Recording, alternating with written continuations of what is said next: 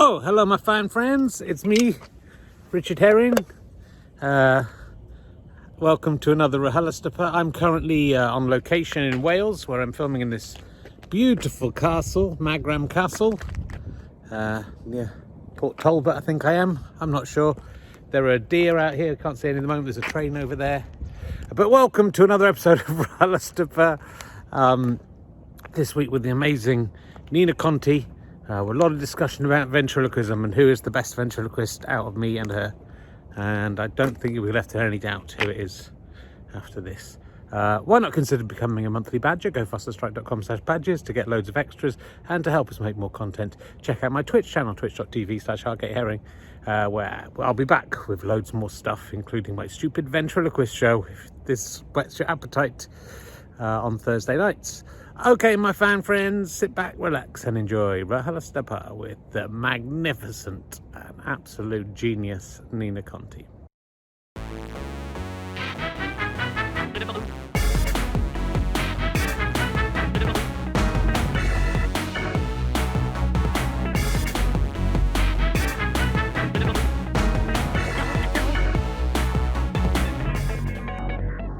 Ladies and gentlemen, please welcome a man who is sitting in a chair. God, it's really lost all impetus. It's already lockdown 3 and I'm already, that's it, that's as good as it gets. It's Richard Herring. Hello, welcome to Richard Herring's Let's Sing the Proclaimers podcast.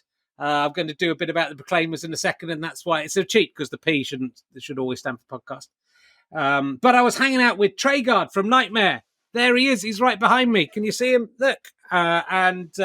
He lured me into his dungeon. He said he wanted me to try out his helmet of justice. Didn't turn out how I expected. Anyway, he calls it RHLSTP, so that's what that's about. And so he's in the background. Anyway, yes, look, lockdown 3 has arrived, and quite depressing. I'm assuming the people listening to the podcast are still in lockdown. Even the people listening 6 or 7 months time from this. Hello, welcome to whatever lockdown you're in now.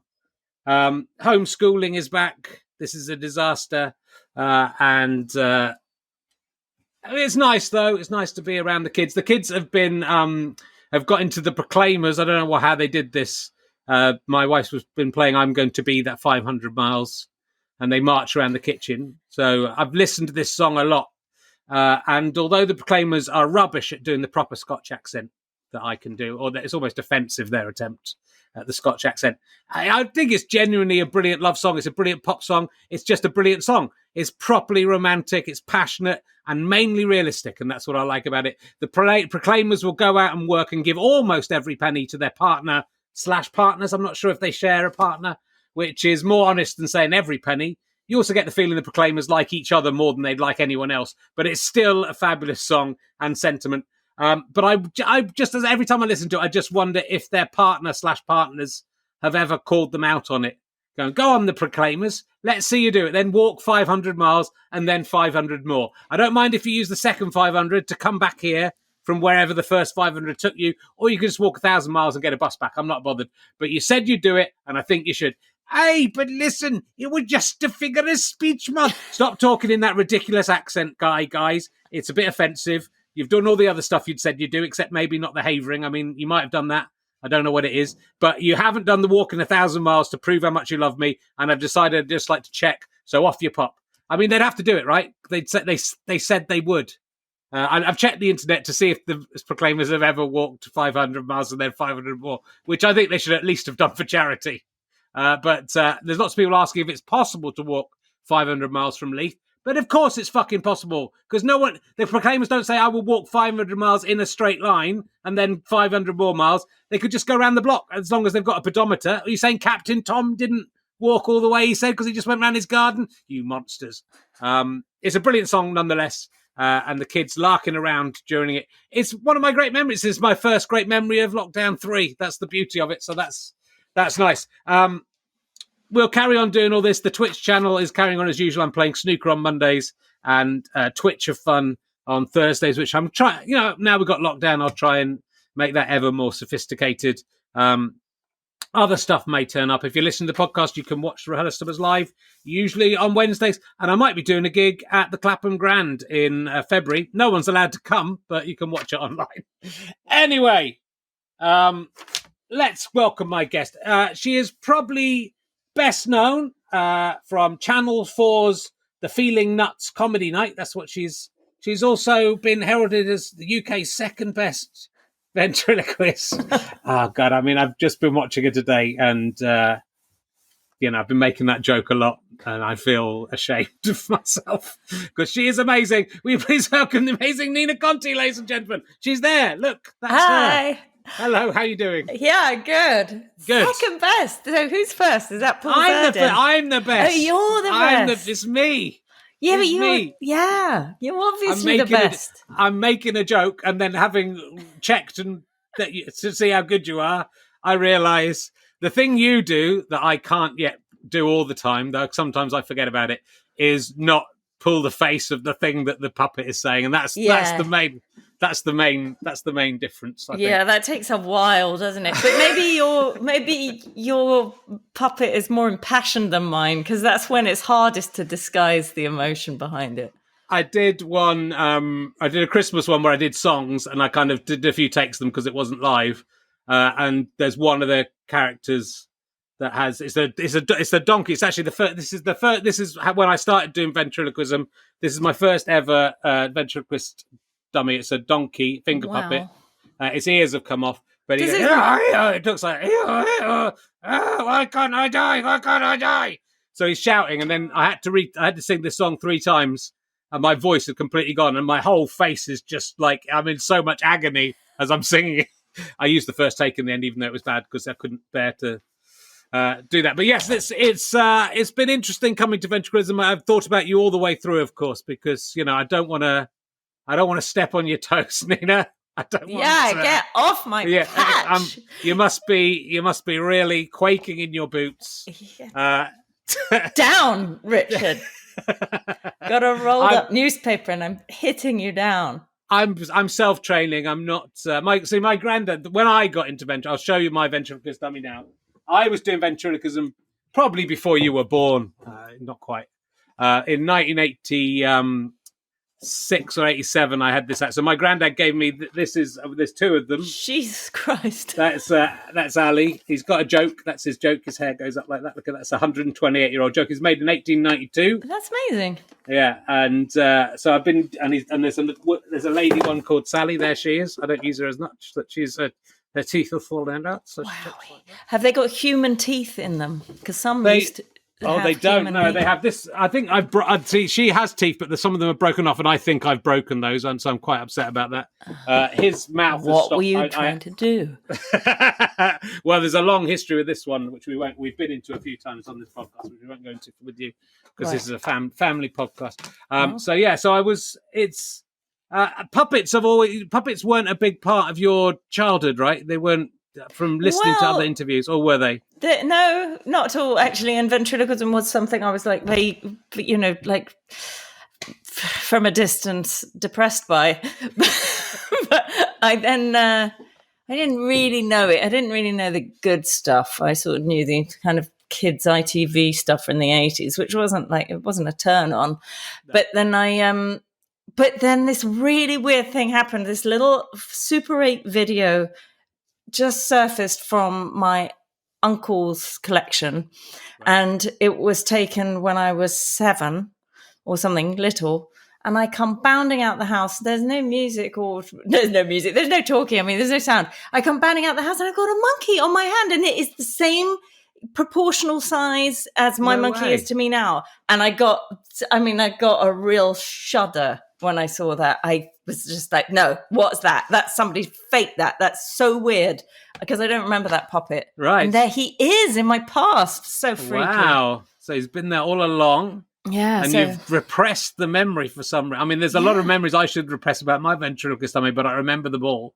Some terrible things have happened to me with those dummies. Well, I remember meeting Monkey first, if you could call it that, when I had stolen him off a friend of mine, and then I used to make him hump things is what I did. This is before I was a ventriloquist. I just thought this thing's funny when it humps, look. And then when I learned ventriloquism, I thought, oh, that humping monkey, he might be a good dummy. So I went and got him. And when I did his voice for the first time, it was a moment like, it was a moment like the film Magical. So it was a bit like, you know me. Like this, you're already there. And so I did have a moment. So like did that. you have the voice the same voice more or less straight away, or was it I don't remember trying many voices. Right. I gotta say, he spoke with it. Well, you see a face and you think, how would it talk? And I thought it should have a sort of low, important voice, as low as I can go. I've always been fascinated by. I've always been fascinated by puppets. The more I look at it, all the shows I loved as kids were the puppet shows. This Twitch show I'm doing is sort of homage, like taking down / I don't know what copy of all the kind of things that I saw as a kid, really, but just done sort of by a madman in an attic in a sort of postmodern, going mad sort of way. Yeah. But I've always, from that very first donkey, that's the first laugh I remember getting, is doing a show with that donkey and a little horse behind the sofa, and my nan and then my mum really laughing. So that literally is the first thing that. So I've always had this somewhere around. Did you always say I can't die, or what? No, because I pulled off his ear. So obviously at some point I pulled off his ear. So when I found him, he was in a tin, and I kept him, and I just thought, he must resent me so much for. And then I kind of looked it up on eBay, and I bought the proper ones. Oh, where is he? Oh, there he is. And so here's someone who's looked up. Well, I think they're 50 years old. These puppets, they haven't even. Wow. That's not been out the box. No one's ever played with it. Right. And that's what he should look like. So I've pulled off his ears. Well, neither of them look anything like a donkey, particularly. No, his ears have gone a bit white. But that's so they've got a dichotomy between them in that he's loved and played with and destroyed, and he's been in a box for 50 years who should be saddest out of those two? But it's him. Is the answer. But it's sort of, I find it interesting because I keep on getting sent puppets or finding I have a Marmite lid that has a face on it that I do. I'll just bring you up to speed. That's my Marmite lid. There was someone that he's a character. He tries to do stand-up comedy. Right. Yeah. They're everywhere. I'm looking at that. I think with my headphones, with a little. That's almost one. Yeah, they're very available to you once you start looking. But what you do, this is what you do though. In your current act or your latest act, you can't do it currently, I'm sure, on stage. Although there are masks involved, I think the masks are probably the most dangerous masks for spreading COVID. But you basically turn an audience member into or audience members into your dummies, and then I'm guessing you just look at them and are creating the character on the hoof, or do you have sort of stock characters you go with? Because they seem to be straight out of the box. You get you see them and you work out who they're going to be. Yeah, it's only exciting if you do that, really. I think you try and say what you think they're thinking, even if this is just awful. When can I sit down? Whatever it is. I used to go against type and think, well, that would be funny if someone meek says, I'm going to dance and let me go crazy. But then I started to find it funnier when I didn't go against type, and I just try and get in alignment, see where they lead me, and then it's much more fun. I've been watching quite a bit of it today, and it's amazing. It's very entertaining. It's wonderful how people join in, or even if they don't join in, it's still wonderful. But if they join in a little bit, or sometimes they're joining in a lot. And it's a really lovely bit of audience participation, I think, in that it's not humiliating, but people can join in. But I just love the way the voices come, and you've got the voice and you've got the character straight away based on looking at it. But I think that's one of the characters I've got is this, is literally this. Now, this is a puppet we made for something else and we never really used. And then it got Chris Evans, not that one, the one we've been talking to before, and sent it to me in the post. It's King Midas, right? I had a character called King Midas that we wanted to bring back, then we never did. And then he arrived in a box, and I was with my kids when I got him out of the box. And I just got him out of the box, and he went, "Ha ha! I'm the king of the world!" And that was just the character. The kids really loved it. Right? Yeah. He just kept on saying, "I'm the king of the world." Yeah. Sometimes that's all you need is one line. Yeah. But it was like he was there, and he came out and he was speaking, and it wasn't it didn't feel like a conscious decision by me to make him that. It's interesting, isn't it? I was listening to Stephen King talking about writing on his On Writing book. And he's saying, like, in fiction, the worst thing you can do is lie. Don't lie when you're writing. And it's the same with a puppet. You think you could lie and make it say, but you know when you are. You know when it doesn't like what you're making it say, or when you say the thing that suits it. It feels like you're lying when you're, I don't know, if I make Monkey say something or someone else has written it, I'm like, he's not, no, Sure. You can't say this. Weird. I mean, it's now, look, I always had this theory, and you, I hope, I mean, we don't know what you're like in your personal life, but I'm assuming you are the exception that proves the rule, and I'm hoping that I'm also the exception that proves the rules. But it seems to me most ventriloquists are either pretty crazy or are sort of slightly dangerous offenders of some kind. And do you think they were like that first, or do you think that being a ventriloquist sent them mad and slightly bad? I think there's a therapeutic thing about it, actually. So maybe they were worse before. I don't know. I think it's. Well, I mean, I've been to the ventriloquist convention and met hundreds of them, and they're very like actually kind of sweet people, very accepting. Yeah. And also quite happy to be in the shadow, and they'll meet in corridors and let their ostriches talk to each other and stuff. It's sort of sweet. They're like dog owners. But is it? Do you think is it a step back to? I mean, that's what there's loads and loads of interesting things, and I think it's sort of the essence of comedy. It's about, is it stepping back to play as a kid? I watch my 3-year-old, and he has his dolls, and he'll go, and they're having a little conversation. Are we stepping back to that? Are we finding something sort of pure and childlike in that? I was very quiet at school. I think when I first got to school, I did stand in the playground and wait for break time to end. I mean, I was not trying to get any sympathy here. I was unsocialized. I'd not played with other kids and didn't know what they were. And I remember just standing thinking, I got to just get through this day, and hopefully, it took me ages to talk to anyone. So I feel like what I've done in my show is create a playground where I'm completely in charge. And no one else gets to talk, only me. It's a sick vendetta. I don't know. I mean, it definitely helps express. That's the obvious thing. It helps you express yourself if you're a little bit. I don't know, inhibited. It really releases. But as you get older, you care less. So I'm kind of less in need of it in my 40s than I was in my 20s. Right. In my 20s, it was like, finally, a pen I can write with. Finally, a thing, I can. But it's sort of like what, comedy, I feel, is, as a stand-up, I think you've still got that. You've got a voice in your head that is either, sometimes it's criticizing you, sometimes you bring it out and let it speak. And sometimes it's just going, say this, say this, say this. Yeah. And it doesn't feel like you, right? And so I think, maybe if you were shy of being a stand-up, or you didn't fancy being a stand-up, the idea of having another being, either a character, you can play a character and let that character say things that you wouldn't say, or you've got this little thing that sort of, but I just find it interesting the way, once you get into a conversation with a puppet, a mannequin, a dummy, whatever you want to call them, that it can surprise you, that it says things you're not expecting. Yeah. Sometimes I get to the point where I've forgotten a person or something, both ways around actually. But he will know he'll give me the answer to what I'm talking about, which I guess happens when you're trying to think of when you're trying to think of a fact or something like that, and you can't think of it.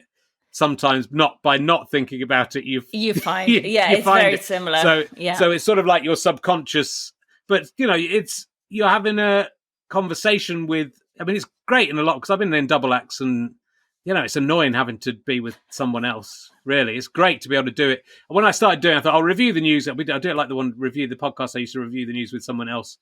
And I thought, but will that work? Because, he would ask me about the news and I would have a different opinion to him. But then somehow it does sort of work with the dummies. Because I think because we can have two opinions, all of us anyway. But it's like that. But does Monkey or any of them, do they surprise you with what they're saying? Or do you Yeah. Are you always in control of the I am in conversation? control, so it's not a total shock, but sometimes it's a bit of a revelation, or you think, well, why couldn't I think of that until I put my hand in to fluff? And now I've thought of it, and I think that's downright weird. I mean, and I think it's to do with letting yourself off the hook, definitely. And not pressing, your brain's in the way of yourself all the time if you're pressing too hard. Yeah. And so you sort of turn it off a bit and come at it from a different angle. And when I'm writing, I've been writing my autobiography for so long now, God, longer than the life I'm writing about. But I sometimes get quite stuck and think, oh God, I'm just whining. And so I have occasionally put Monkey on, and then he'll just say the thing and I go, thank you, put him down and then carry on. Okay. It really helps. That is good. And I think what's astonishing about your latest stand-up, your latest shows, is that they're completely improvised. Yes. Pretty much. Yeah. Which, you know, to and I can understand a lot of people say, oh, I'll be too scared to do stand-up.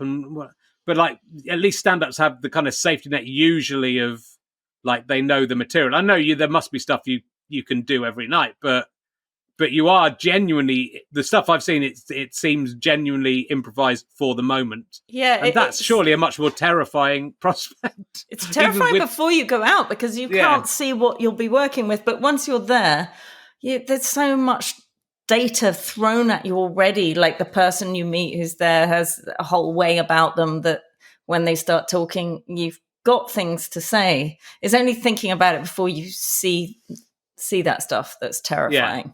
It's awful before. Sure. I've been improvising all the stuff I'm doing online. I'm sort of, I'll think about it a bit in the day, but I'm basically, it turns into an improvised hour, sometimes 90 minutes of comedy. And I'm finding it very liberating, but it is giving yourself the permission to totally fail. It's going, look, it doesn't matter if this is, no one's paying me directly to do it. So it's not quite the same as doing a theatre show. If it's a disaster, it'll still be funny. If things go wrong, it'll still be funny. But, it's you give yourself that permission, and then actually something will come out of it. And I guess because, the thing you do, and I think I suppose that it's slightly inevitable to do, is if it's dying, the puppet can mock you for the fact that it's not going very well, because they can be the heckler as well. So you can sort of preempt any heckles by... Or they can tell you that they love you and you're doing your best. Yeah, they do that to me sometimes. Yeah, they do that. You're doing very well, given you're trying. You did try. I hate that feeling, and it's thankfully not too often, but that feeling of having to lift a show that's low. Oh, it's the worst. And I end up making the other people on stage reassure me. I'm like, no, shut up. No, you're doing all right. Shut up. We can't have this conversation. But you are astonishingly good at it. Now, did you choose to be a sort of smiley character, laughy character yourself because that helps with the ventriloquism, or is that just, are you genuinely enjoying it as much as you appear to be enjoying it, or is that just, does that help you do the ventriloquism? I'm in a panic of laughter throughout my shows, because I kind of can't believe what's happening. I can't believe what they're saying. And it's an annoying sort of social affectation that I laugh.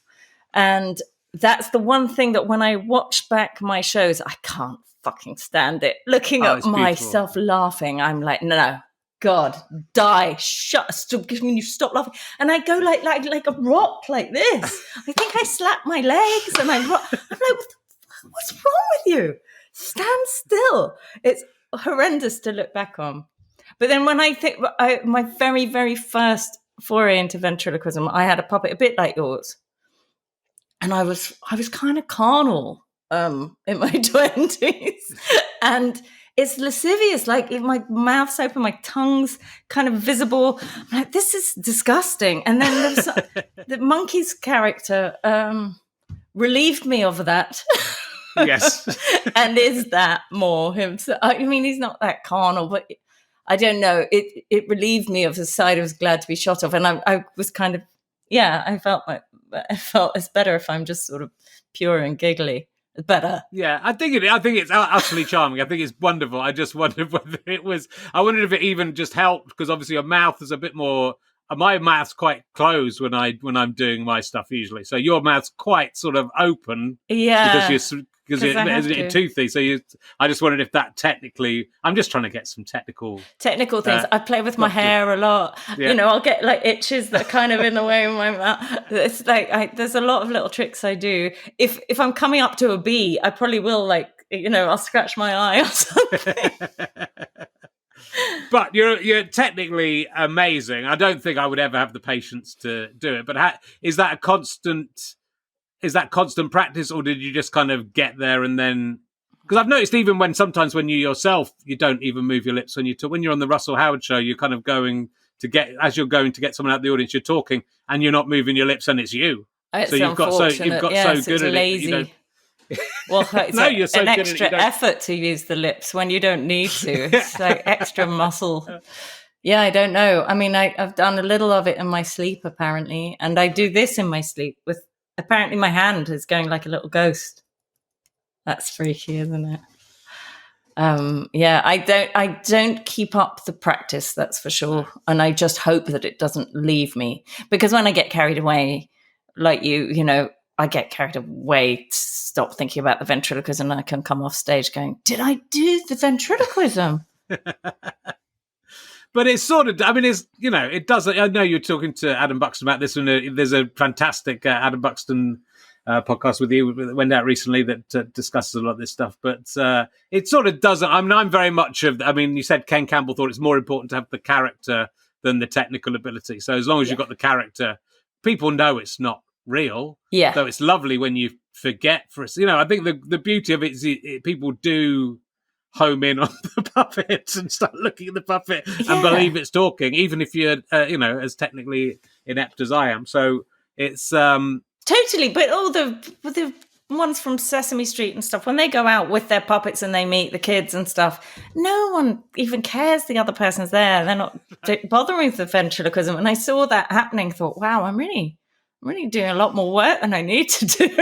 Well, look at that's why I look back at a lot of those, especially the 70s ones. I mean, Rod Hull, Emu didn't even speak. Emu was absolutely the laziest thing in the world. Yeah, is just grabbing at people in an inappropriate way.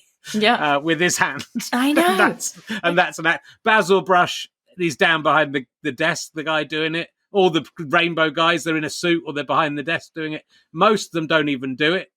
So, it's wonderful. It is really enjoyable to see someone do it brilliantly. My dad said that both his dad and his granddad, who made the puppet, would do it and just not bother trying not to move their mouths. And my dad is pleased that someone's doing it and at least making an attempt to do it properly. Yeah, for me, it's not the main thing. And Edgar Bergen, there was a big one in the 40s and 50s, I think, and he did sketches with Marilyn Monroe and W.C. Fields and all kinds of people. He was awful. I mean, he was awful. His puppets were nice, and they had a nice, they had a wistful kind of intelligent kind of relationship, but their mouth control was all over the place, but no one really minded. And then he did very well on the radio. So yes, there's been a few radio ventriloquists, which is good. Yeah. My act goes out as a audio podcast, but you can watch it as well if you want to. And so you've got a lot of. I mean, you inherited all of Ken Campbell's this whole thing. I think we talked about it in the Edinburgh Fringe podcast, but I'm not sure. But people won't know. Yeah. No. So you worked with Ken Campbell, who is absolutely one of my heroes, and I used to go and see his shows, and now realised that I'm now the same age as he was in the shows that I was watching. Shocking, yeah. Terrifyingly. But, I mean, he looked a bit older than he was, I think. But yeah, he's absolute comedy genius, and you worked with him a lot and got close to him. And then when he died, he left you all of his mannequins. Yeah, he left me every single So how mannequin. many have you got? They were really ratty, his puppets. I mean, some of them were nice, but he lived with a parrot who had the run of the house and shit all over them, and the dog hair. And I was pulling them out thinking, well, this isn't even a puppet, is it? It looks like an old sort of, I don't know, cloth frozen with some gross milk substance. And then, no, there is a little, it is a puppet. So there were lots that were kind of gross, but then some of them were fantastic. And there was this puppet, which was actually supposed to be like an old man, but he had used, oh man, I've forgotten her name. Who was that brilliant writer that wrote kind of repetitive poetry? Gertrude Stein. Oh, yes. Yeah. He was using it as Gertrude Stein. But when I put my hand in her, she came out as my grandma. She was so like my dead grandma. And so that was like quite an impressive, I don't know how many there are. There must be like 12 left. And I lent a lot of them out to people who were starting and that kind of thing. Some of them, you sort of feel like they oughtn't to be sitting in a cupboard, really. It's nice if somebody wants to use them. Yeah, and I think that's interesting. Again, I'm interested in, from that, my very old dummy that's been used by 3 generations of my family, over 4 generations. That obviously you're doing something, you're picking it up, exactly as you say, you're doing something actually, a different character comes out with the different ventriloquist. My great-granddad would not be happy about what I'm doing with his dummy, though he might be happy that it's still, I mean, if he could get his head around what's happening, he might be happy that it's still going. That he's in use. But is the puppet happy with this role? Yeah, I think so, yeah. I think the puppet seems happy to be much more sweary and unpleasant than he would have been when he was being used by a Methodist. He moves with the times, yeah. It does. But that's sort of, because in your wonderful film, Her Master's Voice, which, again, I think we talked about last time, but is well worth seeking out if you haven't seen it. But you go to the vent heaven, or whatever it's called, the Vent Haven, Vent Haven, where all the ventriloquist dummies whose ventriloquists have died, they bequeath their, which is a terrifying. They sit just staring at the ceiling, and they have little pictures on their laps that have their heyday, them with an audience all laughing, and then they are like this. It's so eerie in there and moving as well. Yeah, some of them some survived a shipwreck, but the ventriloquist went down, and one was carved from wood in a concentration camp, and through having been entertaining, saved the ventriloquist's life. Wow. So it's quite an amazing museum. Yeah, it is. But you're sort of aware that's the other thing when you're working with them. They will. They'll move on when the time comes, when you're not any longer there. Yeah, they will move on. They'll live another life. It seems sad to me that those dummies are put in a room and terrifying, because they definitely come to life at night. But it seems sad that they're not passed down to someone else to use. I suppose they can't exist forever. They can't really. And I think, the thing that spoils the poetry of the thing is that a lot of them have doubles that continue, Yes. So I did donate Granny to that museum on behalf of Ken. Well, Gertrude Stein was her name. I donated her, but I went and ordered a duplicate.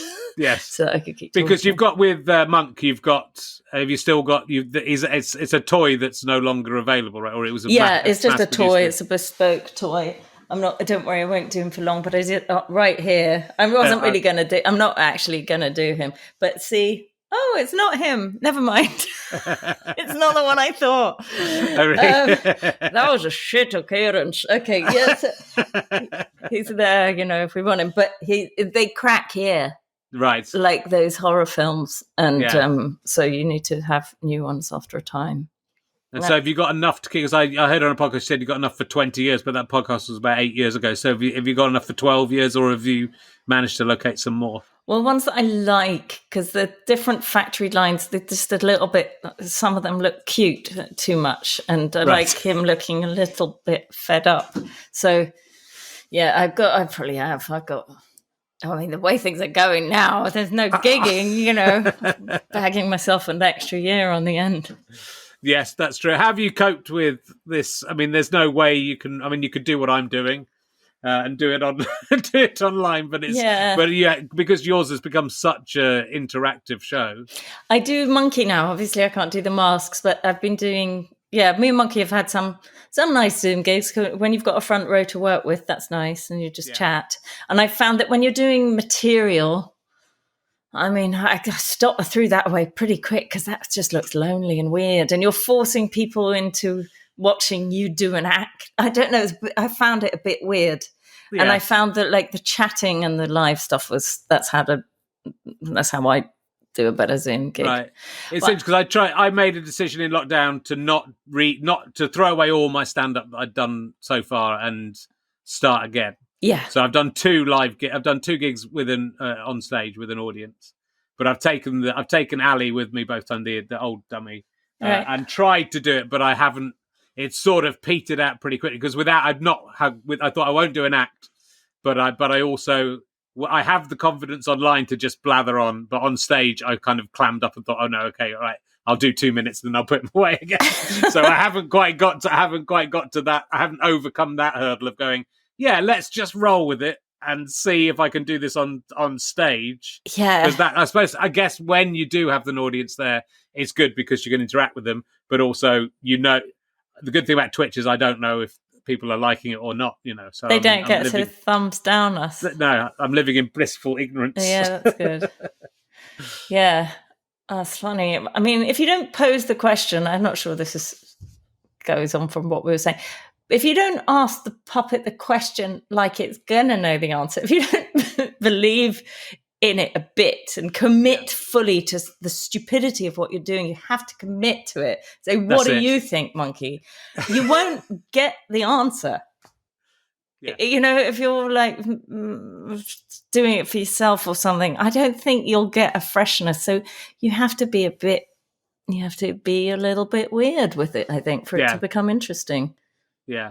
No, I think I will persist, but like the thing for me is that he's so fragile already, this puppet, that I'm sort of, and there's no way back. I was saying this to you before, but if I break it or if I lose it or it gets stolen in a theatre, there's no other one of these that I can whip out. And even if you did, I mean, I'm quite interested in their perspective. I've got a carrot. I don't think I have him to hand. Who is a phallic carrot who comes from a news story, but we've had him made now. Right. But here he is. He's a cocky carrot. Did somebody say cock? And he sort of just does double entendres, but then I keep on telling him that he's made out of resin and that his eyes can't see and stuff. And then he has existential crises as he tries to work out how he believes he can see and think. And I'm telling him good for him. Yeah. And he used to be a real carrot, but then he kept on rotting. So he's about the fourth one, because I used to do it with real carrots that I just stuck eyes to.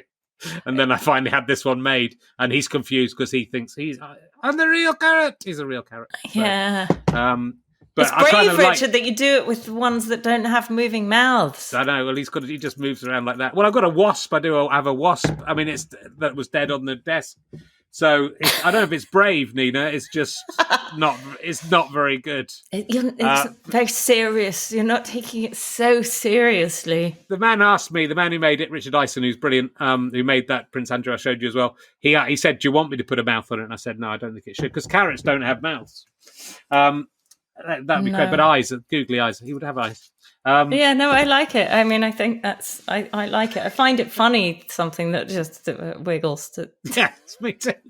Well, but you might not be old enough to remember Michael Bentin, but Michael Bentin's Potty Time, which a lot of it was just like bits of sand. They were like tiny people in a sand pit, and they were so tiny you couldn't see them, but sand would fly up when... I can't remember that much about it. I used to love it when I was about 3 or 4, but I think it will predate your childhood even. So I didn't see it, but no. It was more, again, it's more about the, creating some madness. But I think that's...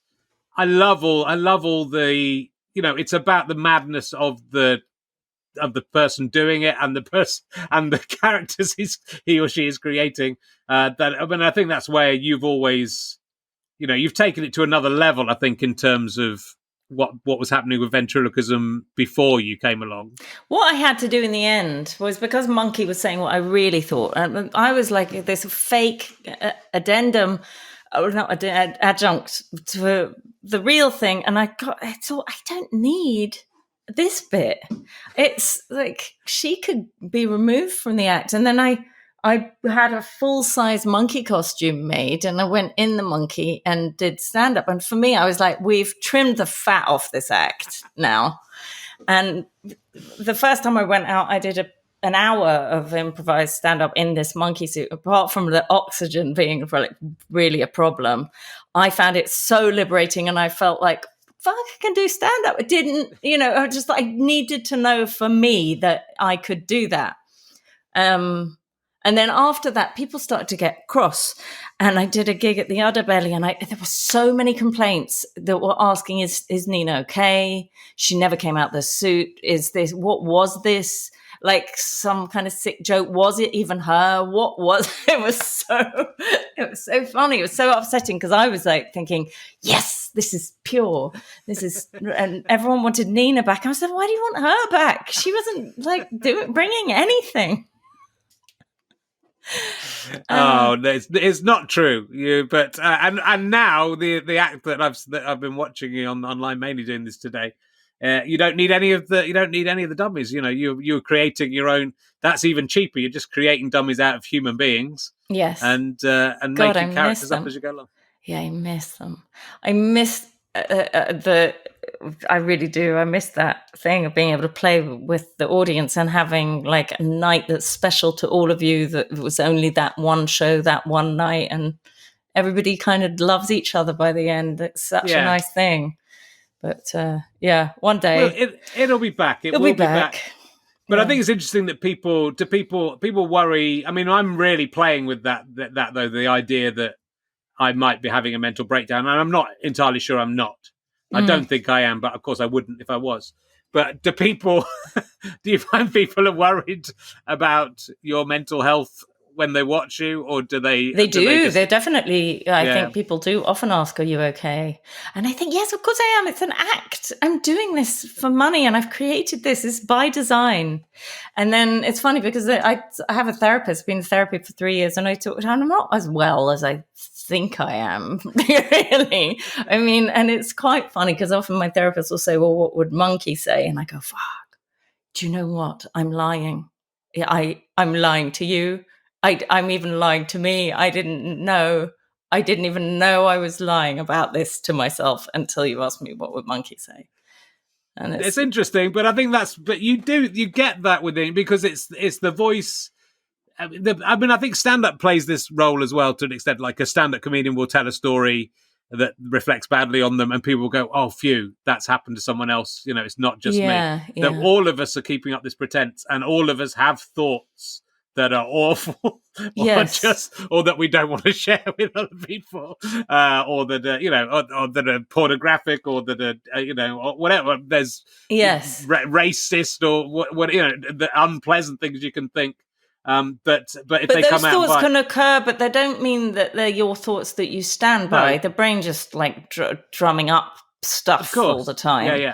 No, of course, yeah. But to hear someone voice it, or to have a thing voicing it, and the voice that will, Monk often just points up your hypocrisy or tells the truth about, says something that you yourself wouldn't reveal about yourself. He will reveal for you, and I think that's it. It's. I know when you started out that Daniel Kitson was sort of rude to you, or thought it was cheap. I think a lot of stand-ups feel that having a prop of any kind is somehow cheating or not the real deal, right? But I just think what you're doing is so another level to most stand-up comedians. Any stand-up comedian is giving you a hard time. Is a fucking it. I'll never get that chip off my shoulder, though. But they're a fucking idiot. But it doesn't matter about them, because what you're because you're doing an act that is philosophical, psychological therapy, but also is very entertaining as well. I think that's the important thing, and I don't think it matters. I think sometimes comedians can feel like, being entertaining is somehow not right. Cheap. It's cheap, and it's not cheap. What I really love about is this a real I just think it's magic when you watch the people who've become the puppets and their decisions on what they're going to help you with, and sometimes they're really keen to help you, and sometimes they're reluctant, but then suddenly they'll pop up and they're doing things a little bit before you need to do them. I find them adorable in there because they're a sort of an underdog, but they also have the power, and it's confusing. They didn't ask to be there, and there's like perfect clowns as soon as they've got, and they're like liberated because they're not really themselves. That's it. So it's like you wearing the monkey suit. Yeah, they feel they can enjoy being a stand-up comedian. They can enjoy getting the laughs, and they're getting real, genuine laughs. And it's just from, you couldn't, if you wrote it down, it wouldn't make any sense. If you went into a TV company and said, this is going to be funny, I'm going to put this mask on a woman and she's going to be a theology student, and believe me, it's going to be great because she'll pretend to be a kangaroo or something and it'll be great. You won't believe it. But if you explained it, it wouldn't be funny. But to watch it, the subtlety of it is so great, and just the human truth of it, I think, is amazing. But it's really interesting, the stuff you've done around it as well, and the shows that you've created, and the sort of you're doing a new podcast which we should talk about. Yes, I'm doing a podcast which isn't ventriloquism, and I'm working with Shanoa Allen from the Pajama Men. Brilliant. And we did these characters called Richard and Greta. And when you start doing a character, you found something when you can't stop.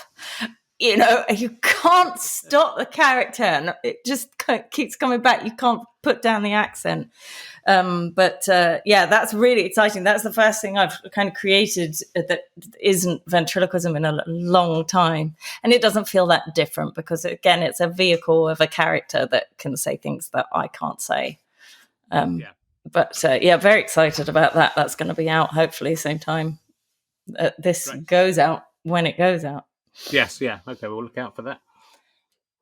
But you were an actor to begin with, and you still do act every now and again, but did you miss acting, or did you think this was because it's such, you would never have predicted when Ken gave you this puppet and said, get on with this and have a go at this, you wouldn't have predicted you'd still be there in 15 years time or whatever. No, I just thrown it across the room and go, what do you mean? I'm just going to do this for the summer. Or to have made a career, it's your proper career. It's insane in a lot of ways. But it's amazing. I still feel like customs in America, when you used to be able to go there and they'd say, what do you do? And I would say, oh God, I say I'm a ventriloquist. And it sounds so weird coming out of my mouth. I think, am I really? That was a weird life choice. And then twice actually, they've said, do some. I'm like, oh my God, are you not going to let me in the country if I don't do some? I'm like, oh, I can't. It's not good. I haven't got my puppet. And they're like, oh, show me a bit. And I think, shit, I better. They're wearing a uniform. So I go, hello. And they look at me like that. You're not.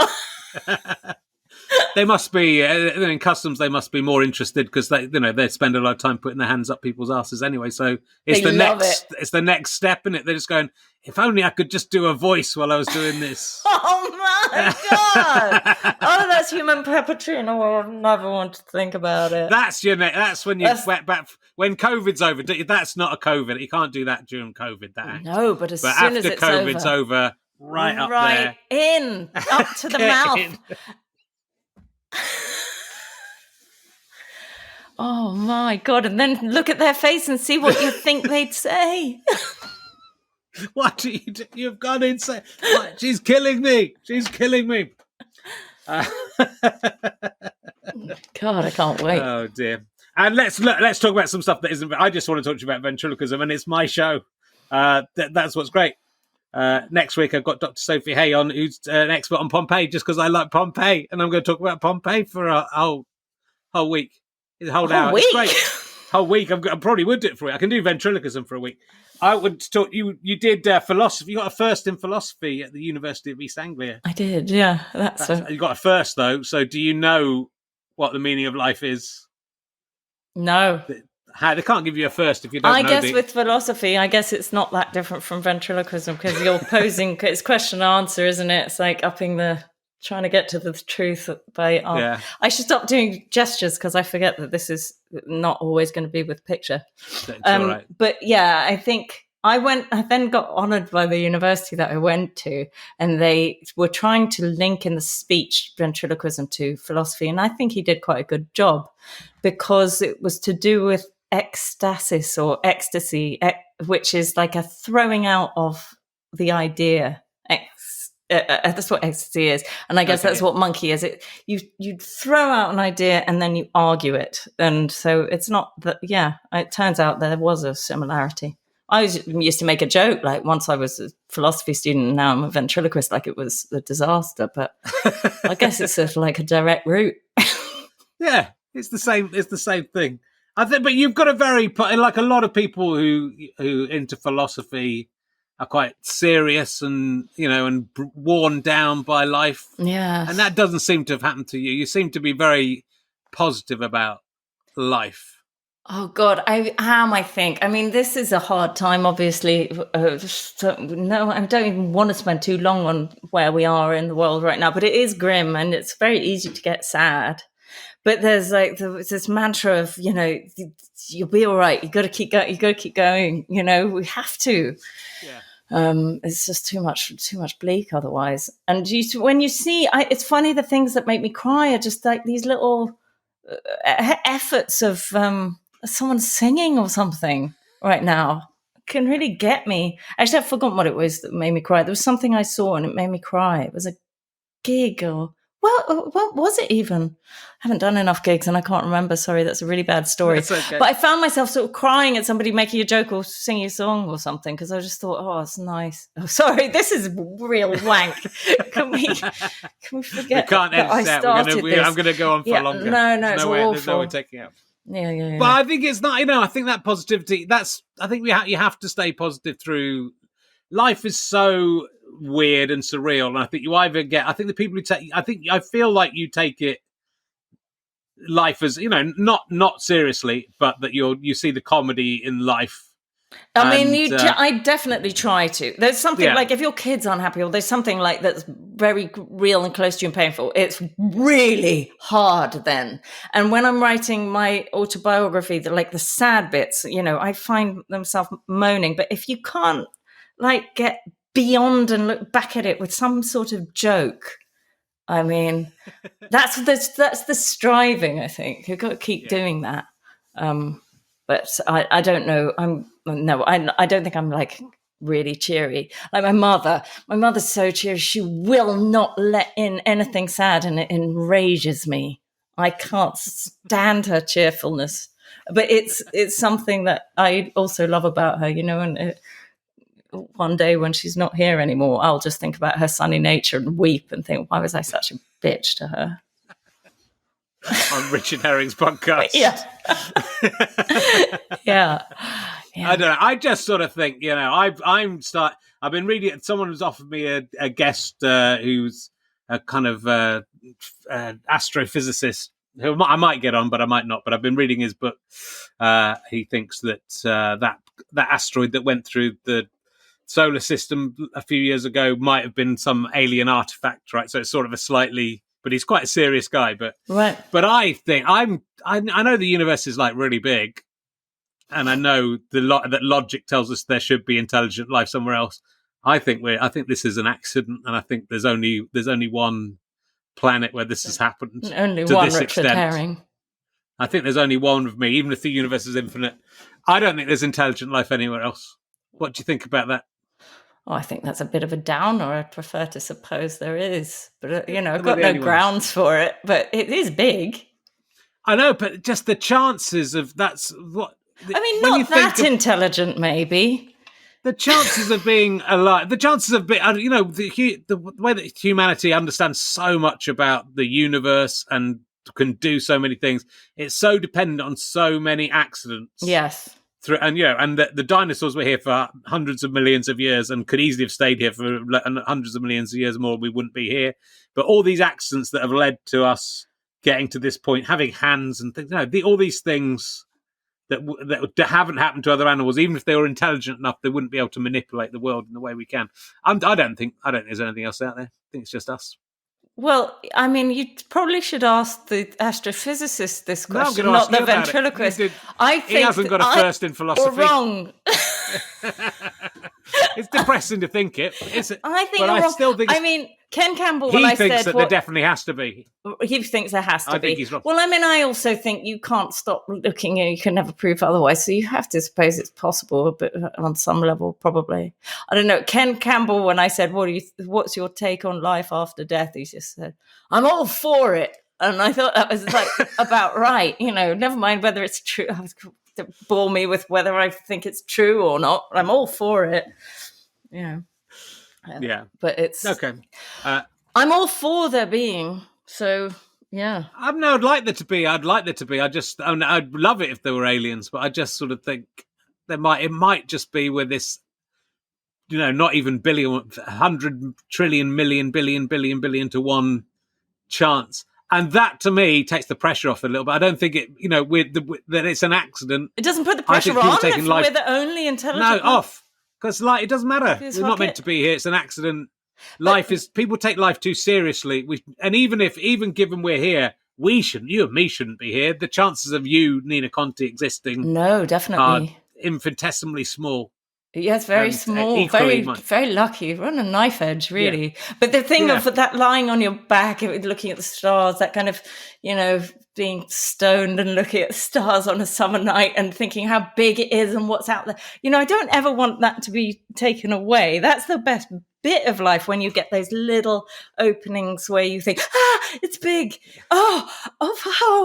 You know, those bits, that's the stuff I live for, I think, is the freak out still moments. Big. It's definitely big. There's no question of it being big, but I don't, even if there is anything out there, I think I saw there was a tweet from the Voyager spacecraft, which has been flying out of the solar system for quite a long time now, 30, 40 years or something like that. It's been going. It's 17 light hours away from Earth. Just pathetic.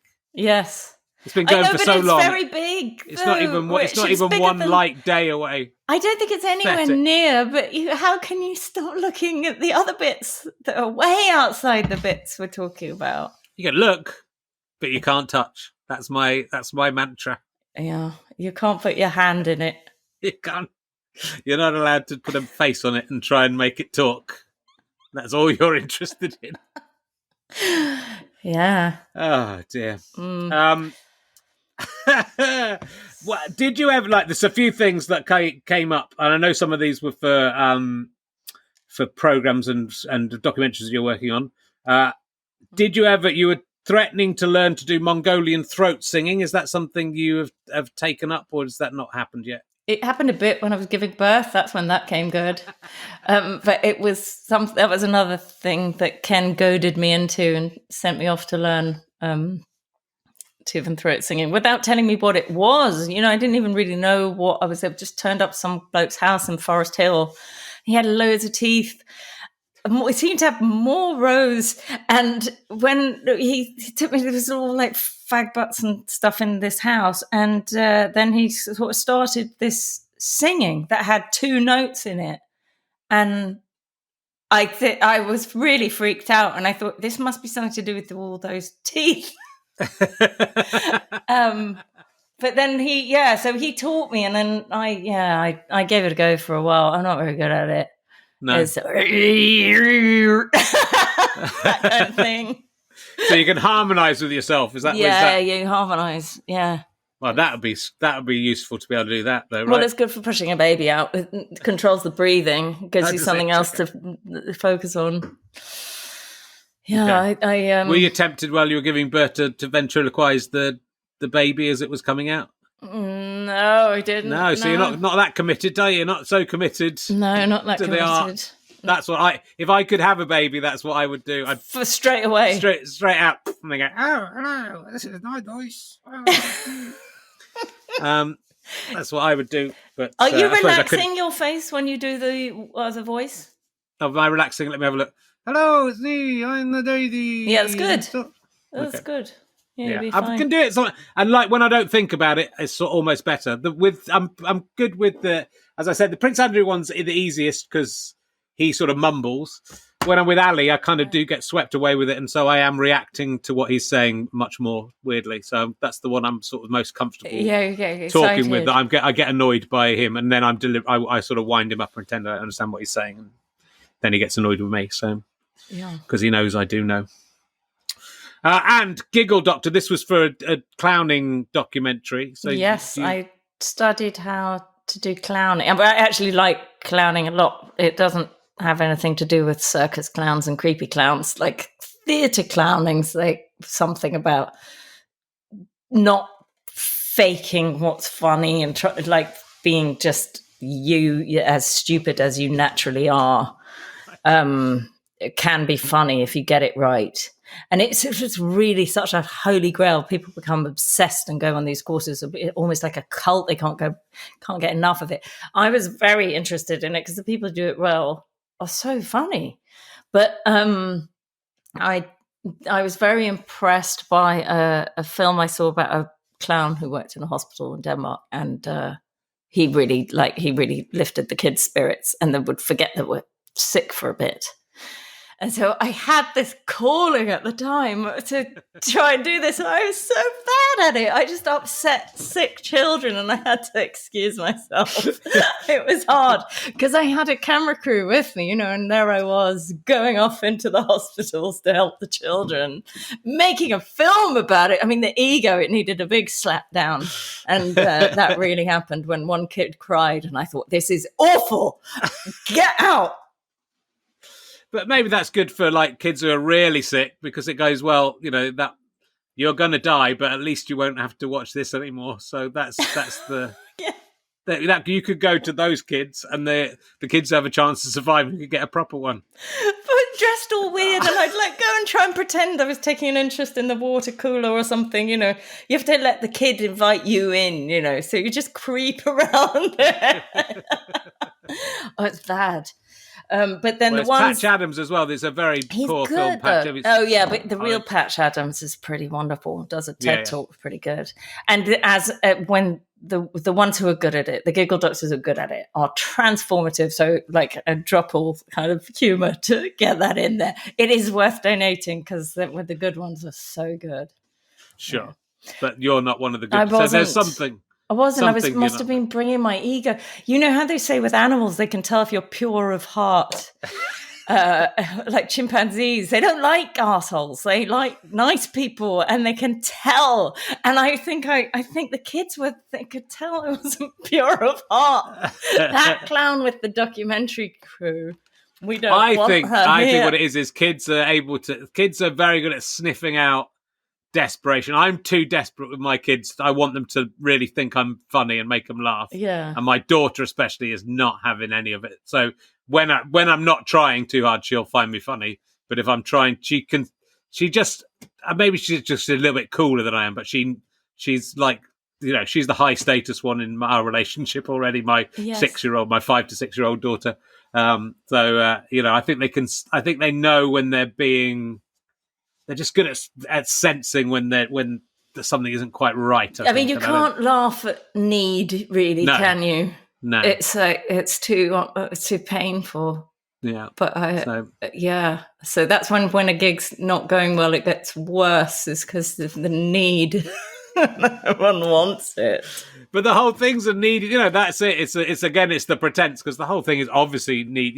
Any comedian, however cool, needs the audience to laugh at them and needs the audience to at least engage with the act in some way. I guess need can be funny, but in a relationship when somebody's getting their relationship's gone on the fritz and they call you up and go, but maybe they didn't take me because of this, and you think, God, your need is going to make it fly. We have to control this need because it's so unattractive. I guess it's exactly the same with an audience who need, but then need actually, if you are truly needy, it can. I guess it's funny. Really, I think it can work, but I think on stage, maybe in real life. It's no. I was very needy. I was thinking about this, my early girlfriends. I was so intensely needy, and it never worked. And I was just and everything. I was so serious about. I just 18, 19, 20. I just wish I could have been frivolous and not cared about it, because it would have all worked out. But because I was like, this is so important, and I love you, and it's so important that we're together. And then, we're not together. Oh, that lasted 3 days. Yeah. Okay, I'll move on to the next one. Heartbreak. I know. Oh dear. It's tough. I don't know how you advise people, kids, Yeah, because then they've got to live a life. They've got to live for 50 years and then go, oh, okay, I know how I do it now. I know, but you don't want playing hard to get to be the way of life. That's so awful, isn't it? Anyway.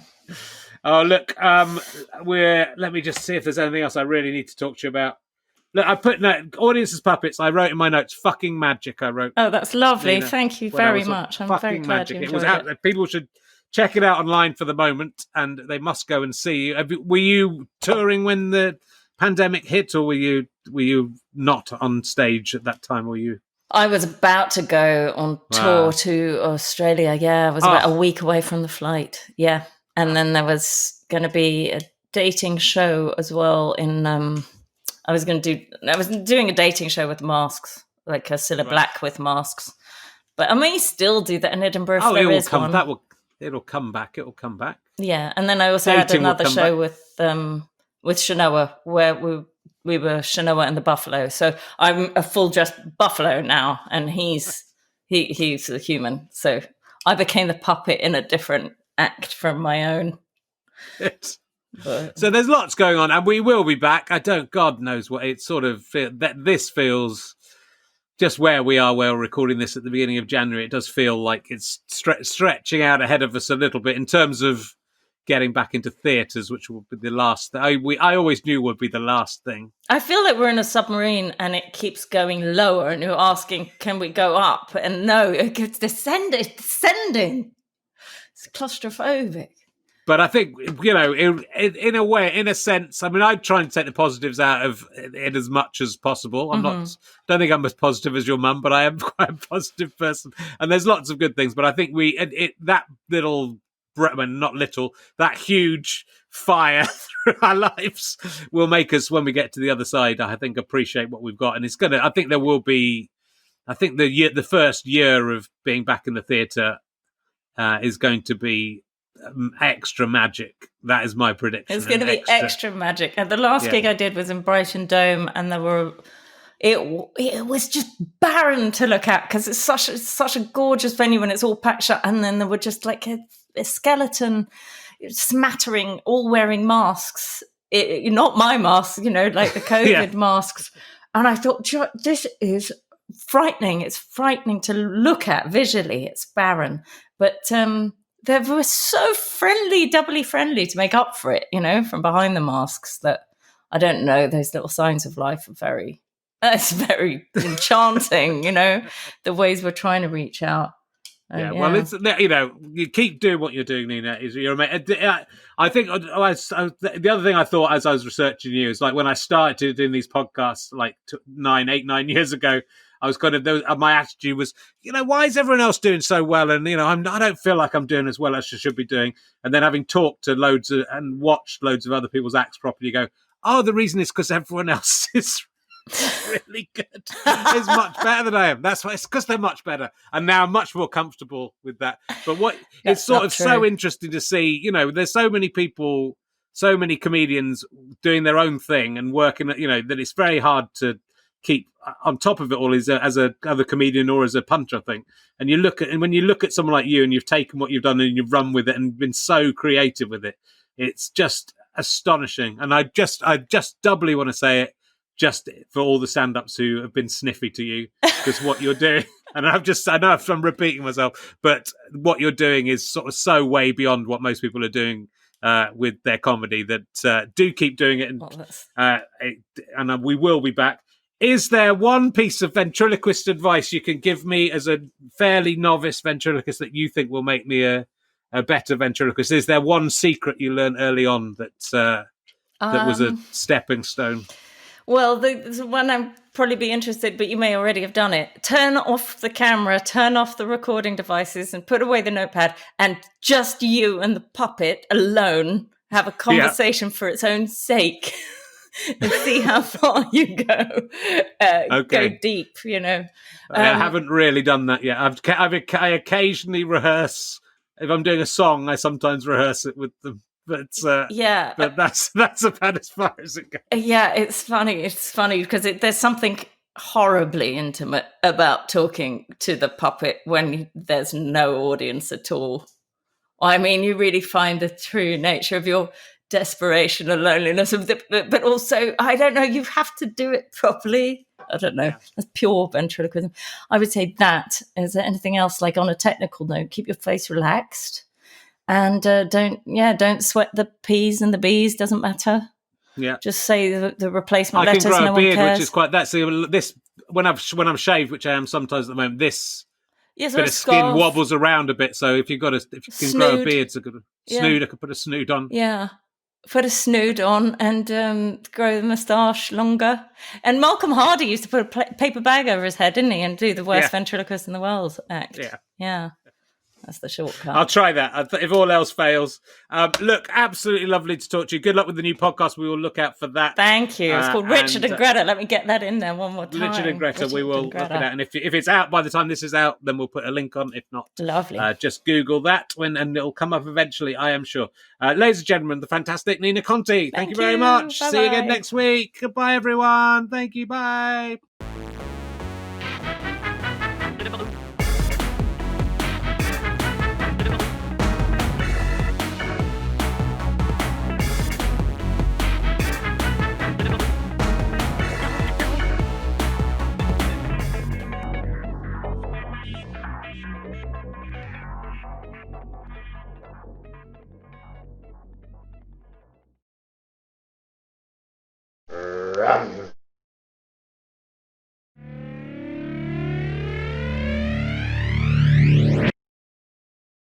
How'd you like them sky potatoes?